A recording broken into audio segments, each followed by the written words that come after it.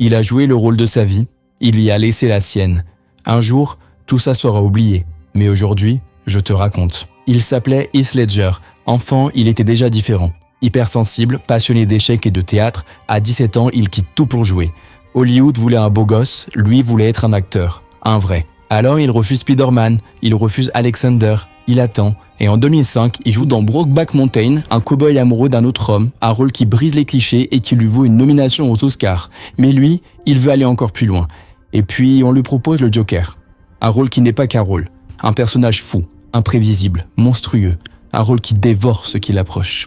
Avant lui, Jack Nicholson l'a joué, et il a mis des années à se remettre. Il l'avait prévenu. Fais attention à ce rôle, il te hantera. Mais Heath voulait aller toujours plus loin. Pour devenir le Joker, il s'enferme des semaines dans une chambre d'hôtel.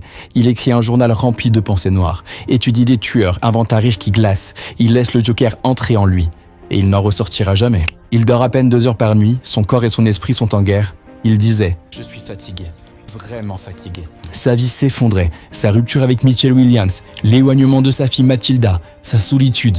Le 22 janvier 2008, on le retrouve mort. 28 ans. Overdose accidentelle de médicaments pour dormir, pour calmer l'anxiété et pour oublier. Quand The Dark Knight sort, le monde découvre son Joker, un monstre et un chef-d'œuvre. Il recevra un Oscar après sa mort. Il voulait juste être un acteur et il est devenu une légende. Tu oublieras peut-être, mais au moins t'as écouté.